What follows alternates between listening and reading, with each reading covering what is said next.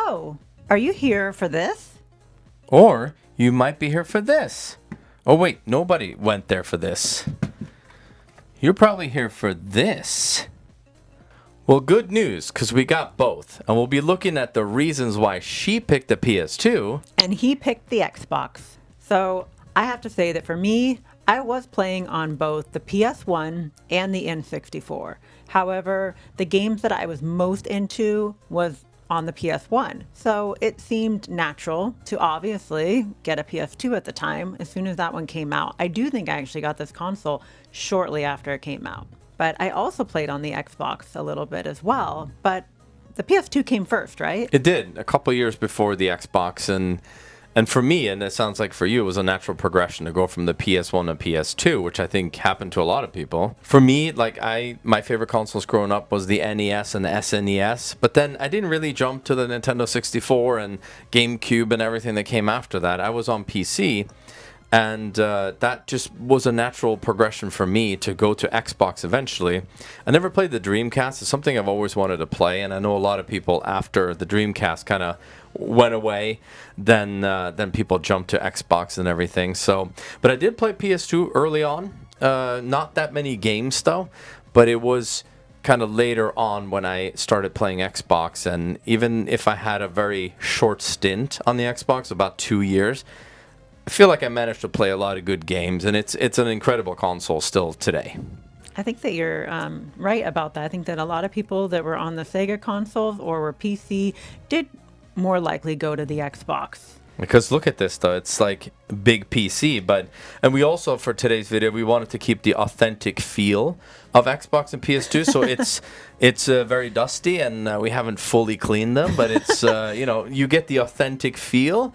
The OG experience, so to speak. So why don't we talk about some games? So today we picked 5 games each that were either influential to us during that time or some of our favorites.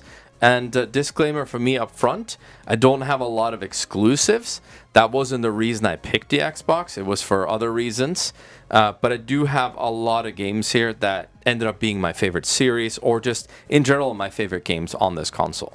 And for me, I picked the games that were most influential for me. The ones that made me not only pick the PS2, but stick with the PS2.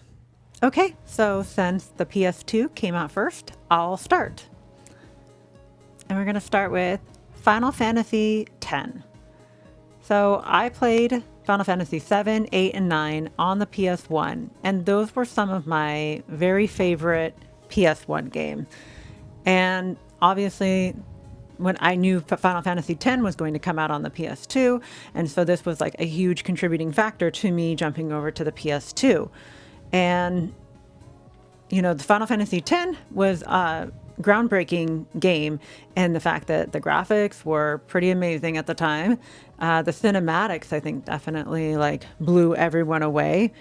It had a pretty similar battle system to the PS1 game. It also had, the tons of mini games in it. It did have this the underwater blitzball, which I remember not being a huge fan of, but still, it's pretty cool to have in there. They had, similar to the other games like Final Fantasy VII, they had limit breaks, but instead they called them overdrives. And in that one, in Final Fantasy X, you had to actually press certain buttons at, certain timing in order to pull off your overdrives. And then they had the spear grid, which was pretty big, leveling up system that was pretty intricate and gave you that more customizable feel. That I think that a lot of people like that, and some of the other Final Fantasies had that as well. And what I always remember from this game is the ultimate weapons, because I remember going for the ultimate weapons in this game, and they were incredibly difficult. I know that for getting Lulu's ultimate weapon or celestial weapon, you had to dodge lightning bolts 200 times in a row in the desert. And that was a huge pain, but I did it. And I love Lulu. I love her little pet / weapons, but still, those ultimate weapons were real pain. And that's why Final Fantasy X, while it was one of my more influential games for making me go to the PS2, I did not love it as much as I loved the older Final Fantasy game. It just didn't have the same charm to it as Final Fantasy 7, 8, or 9 did. But I played the hell out of this game. So I gave it a definite fair shot. But this was kind of, for me, a little bit of the downturn for the Final Fantasy series for my taste. But it still needs to go up here because it is what really made me go for the PS2. First game that I picked, and I easily could have picked the first game in this series, but I played that one on PC actually, and I did later on play it on Xbox. But the one that I have the fondest memories of is Halo 2. And Halo is special to me because it's one of those games that is so fantastic in split screen co-op. And it was one of the reasons that I wanted to play on Xbox. And I played it with a ton of friends, but most importantly, I played it with my brother, who's not really a gamer. We had grown up, obviously, playing the Nintendo and everything, but he was never really much of a gamer. But I got him to play Halo 2 with me, and I remember having so much fun. And to get someone who is kind of a non-gamer and get them to play a game, it's always a great time. But like I've said in the previous video we did, we had a Microsoft friend who readily got us games, and he had the console, so we played it at his place. And we just took turns playing co-op, and but yeah, it was a great time. And like I said, going back to this one was kind of strange because, oddly enough, this is not backwards compatible, actually. So I had to load up the Master Chief Collection, which gave me a reason to check that out too.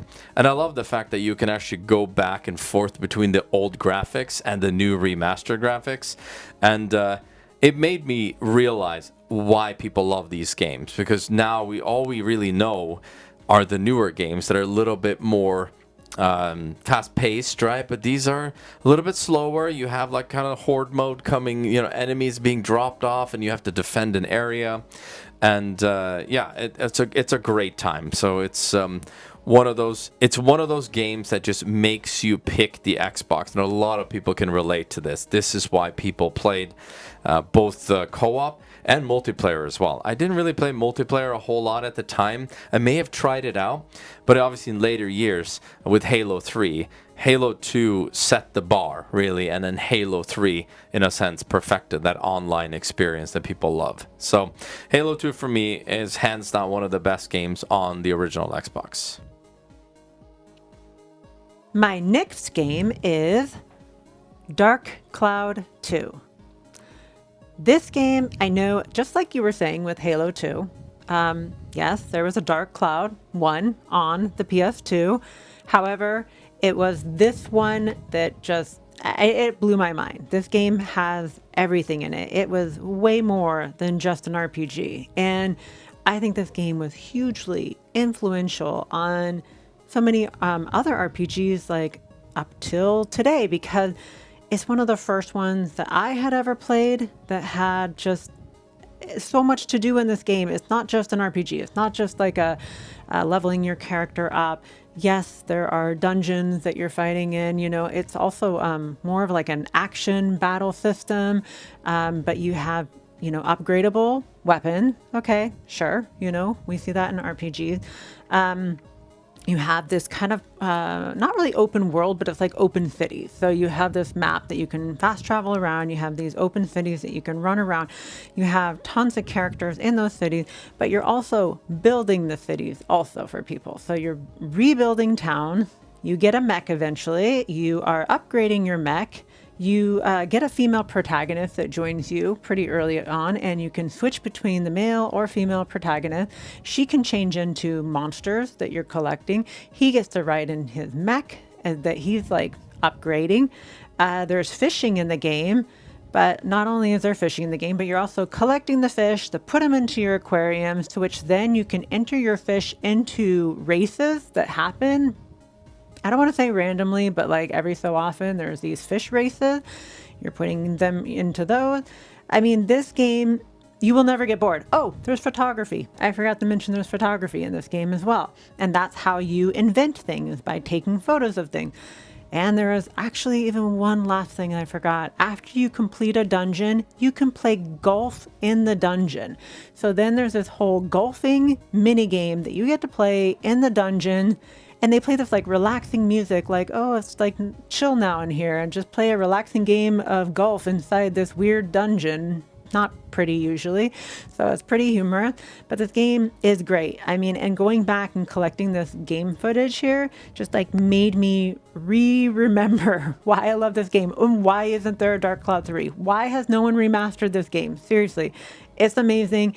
And if someone out there hasn't played this game, go play it. And it's actually it's part of the PlayStation Plus, so you can, like, if you have the PlayStation Plus on your PS5, download this game and try it out, because I don't know, I'm still amazed today. My next chosen game is probably one of the reasons I really love playing third-person shooters, and that is Max Payne. And in all honesty, I probably picked this game based on the title, because it's like Max Payne. But once I booted this up and it went to the cutscenes, I absolutely love the cutscenes in here. It just kind of plays out like a comic, like a graphic novel.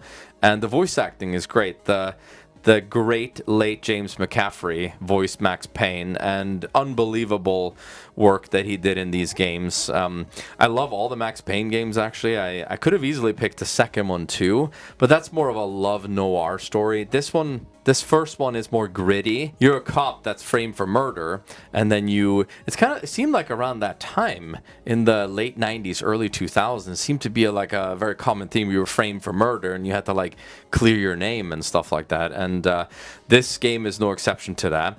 But what stands out really in the gameplay is the bullet time. You know, you could slow down time and really strategize how you wanted to clear a room out, because every room you went into there would be enemies, or they would be spawning behind you or whatever else. And I remember being so blown away by the gameplay in this one. Of course, this is made by the the wonderful Remedy, which later on, due to this game, turned out to be one of my favorite developers. So it was developed by Remedy and published by Rockstar. So later on though, Rockstar did publish Max Payne 3 on the Xbox 360, which I also enjoyed, actually. It's a little bit different. I'm excited that both Max Payne 1 and 2 are currently being remade by Remedy. Can't wait for those to come out. I'll definitely replay them. But again, this was one of my absolute favorite third-person shooters. And if you haven't played Max Payne, definitely give it a try. If you've watched some of our other videos, you've probably put together that I love unique and strange games. And I would say that this game might be one of those games that kicked that off for me. Katamari Damacy. This game is weird. It is unique. I mean, when you just see the intro of this game, right away, you're blown away. You're just like, what am I in for? What is this about? What's going on? There's pandas dancing. There's giraffes singing. You don't even know. The King of Cosmos apparently probably did some drugs and messed up the universe. And now he's left it up to you, his little prince, little tiny prince, which he loves to make jokes about how tiny you are all the time, has to go clean up his mess by rolling things up into a giant ball and turning them into stars in the sky. This game has an amazing soundtrack. Still love this soundtrack. I think we even have the vinyl for the soundtrack. It still holds up today. So fun, such great music. So it just enhanced the game that much more to have such a great soundtrack to such a unique style of game. The controls are kind of weird in this one, but you get used to it over time. And it has some mild customization where you get to like dress your little prince up and you're going and you're finding his presents in each of the world, which your dad has just absent-mindedly dropped your presents and he just says, go find it. And so he feels a little bit neglected, I think. But, we're helping him out. And then he also has some cousins that you're rescuing around the different worlds and whatnot. You can, I don't know if actually in the first one you can play as the cousins, but I know in the second one you can actually switch and play some of the cousins. And so you can have a little bit of a different look to you. But this game it opened my eyes up to the possibilities of games and just like what you can do with it. It doesn't have to be your typical action game. It doesn't have to be a platformer. It doesn't have to be an RPG. It can just be weird. And that is exactly what Katamari Damacy mastered. My next game is sort of why I really love the action-adventure genre today, and also platforming, of course. And that's Prince of Persia, The Sands of Time. And I don't quite know if this was a little bit unique and revolutionary at the time, but it's definitely unlike anything I had played. Because when I was growing up, I played, again, PC. I played the old Prince of Persia. That was 2D side-scroller, right? Which was, still a lot of fun. Where, the developer's brother was like doing the motion capture for the game. And it's so funny to watch that documentary. But that's the reason why I picked up Prince of Persia, really. And the Prince of Persia Sands of Time trilogy on Xbox became one of my favorites, and I know that it was released on PlayStation as well, but this is where I played it. But what stands out is really the ability to rewind time if you literally screw up anything, and I don't remember having played a game like that, because it's kind of like a little cheat, right? I don't think it's unlimited, unless they change that in later Prince of Persia games. But you could, if you could make a jump, you could just rewind and start and try again instead of having to go back to like a previous save point or a checkpoint. But in general, I think this is a very accessible game in terms of the combat in this one, the platforming and everything, because I've never been a huge fan of 3D platformers, and it's not like something like this can be compared to a Mario 64 or anything like that. But since I didn't really have that experience, this to me was very special, and in the end, because I played that old PC game, Prince of Persia, when I was a kid, I loved these. And eventually, this was also the main reason that Assassin's Creed also became one of my favorite series as well, because it is based on Prince of Persia. Although I will say, I'd much rather get another Prince of Persia at this point rather than another Assassin's Creed. But great trilogy, and you should play the Prince of Persia games on Xbox. All right, I think I've talked about Disgaea enough in enough videos already. So I'm going to switch it up a little bit, and we're going to talk about La Pucelle Tactics. So this game plays similarly to the Disgaea titles and other Nipponichi games, but there are a few little differences, of course, as we would expect. I think the art style is similar, and I think one fun thing in this game is you're going to see many of the same enemies and monsters as you will see in the other Nipponichi game, but you are actually like I don't know what exactly she is. You're a battle nun almost. I know that she's working for the church. I know that she's purifying the land, and she's, battling monsters. And there's this whole story about angels and devils and demons and stuff. So like it has that going for it, which is really cool and unique. And then they have tied that into the gameplay a little bit too, to where every character seems to have, except for the monsters, has the ability to purify. You do purifying on the battlefield. There's these areas that puts a status effect on the battlefield, and you have to purify it.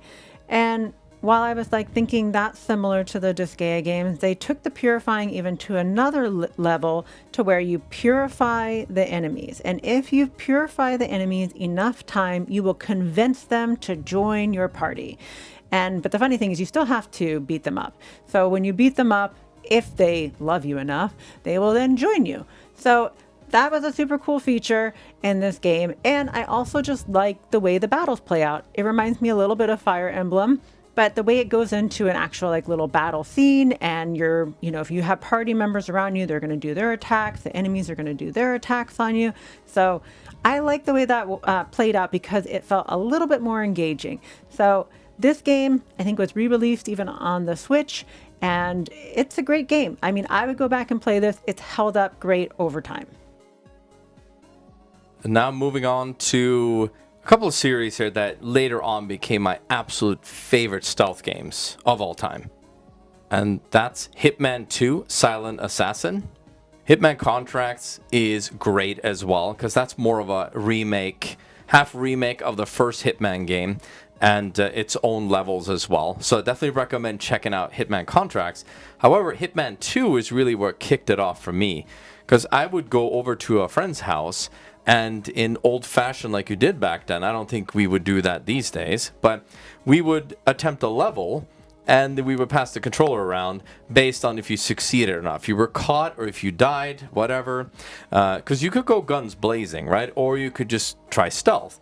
So that's what I liked about the early Hitman games. And I would say these games are much harder than the newer Hitman games. So that's why when I went back to capture gameplay on this, it reminded me that, yeah, you definitely gonna be alerting the guards if you run around or even try to shoot anyone silently. It's not as easy as some of the newer ones. So, but this is a great starting point if you've never played Hitman.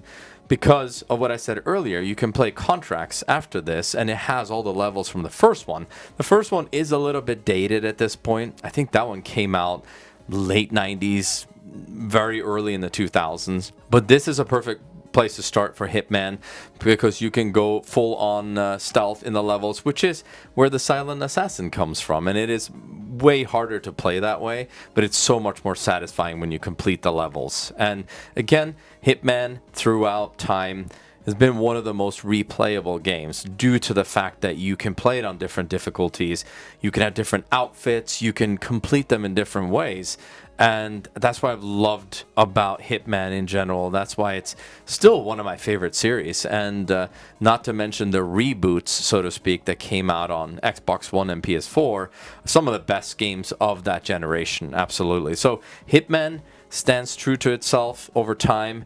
But yeah, definitely check out the Hitman games on OG Xboxes. You had 3 amazing games, and then play them on the 360, and then play them on Xbox One, and you'll never be disappointed by the gameplay and the replayability of these games. I knew that I loved RPGs from obviously the Final Fantasy series, and there were some other RPGs that I played on the PS1. But this next one really kicked off my love for JRPGs, and that is Persona 3. Now this is the Fez edition, which has the DLC and extra story content added to it. But the first one that I played was the original version, just Persona 3. Now, I would like to start by saying I played Persona 2 on the PS1, and that game came as a complete surprise and became one of my favorite games of all time. And funny enough, I would just like to say I found that game randomly at a military base store. And that's like the last game that you would expect to find at a military base store. It's like one of those places where my parents, they're like, oh, we're going to go shopping and, you can check out the video game section. And I'm thinking, who knows what I'm going to find there? Probably a bunch of military games like Medal of Honor or something on the PS1. And I see this game called Persona 2. And I'm going, this looks like an intriguing art style. And I think it was 1999. And if anyone knows this game, you know this game is hundreds of dollars now. I think I've seen it sell for up to $600. So, funny enough, Persona 2, I got it for $19.99 at a military base. Got home, played that game, loved the crap out of that game. That game is amazing. However, I wasn't at any point in time really thinking, when's the next Persona game coming out? And I do think it was many years later. So, Persona 3 enters the market, comes onto the PS2. I'm buying this game immediately. I'm like, oh my God, it's another Persona game. So I'm super excited. But this game played very differently than Persona 2, as it should. It's like a different console. The console's, quite a big jump from PS1 to PS2, graphic-wise and capabilities-wise. So Persona 3, though, I loved this game. It has a little bit of a dark story. I remember that towards the end, I actually had to take a break from this game because it had such a dark, heavy story that I had to take a break before I went back and beat it. But it's amazing. The soundtrack is so memorable and just a lot of fun. The characters, I love all the characters in this game. I also love the characters that you can become friends with in this game. That little old couple that run the bookstore, I adore them. And can I just say, I'm so glad that they remastered this game, they remade this game for recent consoles, because I got to play it all again and they stayed true to the original, just with better graphics. But they stayed true to the original, just with better graphics and better gameplay. I just couldn't be happier. So this game, Persona 3 Fez on the PS2, probably my just penultimate game for it. That was the one. That was the one that kept me there and loving my PS2. I guess I'll round it out then with my final game, which is, like I said earlier, one of my all-time favorite stealth games and also one of my all-time favorite co-op games. And I know that obviously a lot of these games were based on Metal Gear. I didn't really play Metal Gear, so that's why Splinter Cell Chaos Theory is one of my favorite games on the original Xbox. And I do actually have a pretty funny story about this game. Although I did want to start by saying that I did play Splinter Cell 1 and Pandora Tomorrow as well. Both great games. Pandora Tomorrow had sort of like a co-op mode, but it was more multiplayer where you were just doing like mission-based objectives online together, or you could do it split screen as well. But Chaos Theory introduced true co-op, which was unique to the Xbox at the time because PlayStation 2 didn't have that. It was one of my favorite experiences because there's nothing better than trying to stealth your way through a game with a friend. And now I'm going to bring up the aforementioned Microsoft guy that was my friend, is my friend. And I would actually wait, because I was a night owl, I would wait for him to come home. He would go to the bars or something like that. He'd come home at like 3 a.m. and I would just be like kind of in my room. And I'd be like, hey, you want to play some Chaos Theory, like some co-op at 3 a.m.? And I'm not sure if he always wanted to do it, but he was always game for it. Because once we got into it, oh my God, we had so much fun with this game. And if you don't go stealthy, both of you, then yes, you have to bail the other guy out, right? Because I think you could revive people and you could revive your co-op partner. But yeah, it was a ton of fun. When I booted this up to capture some gameplay, this game looks phenomenal today. Like I think it's one of the later Xbox games, but man, it looks like it could have been on the 360 or later. I mean, it looks great and still great fun to play. And due to these games, Splinter Cell became one of my absolute favorite series. And we haven't had enough of these games. The OG Xbox actually got 4 games, and the 360 only saw 2. 3 if you count Double Agent coming to the 360 as well, which I know had like a different version on the Xbox versus the 360. But you shouldn't miss these games, especially play this one in co-op. It's so much fun. And then we can just sit back and hope that Ubisoft will bring back this series once and for all, and not just a remake, although I'm very excited to play that one too. Thanks for joining us on this little retro adventure where we got to talk about our favorite games on the Xbox and the PS2. We had so much fun going back and playing them. And of course, as always, we'd love to hear from you guys as well. What were some of your favorite games on the OG Xbox or the PS2? Thanks for watching. Bye.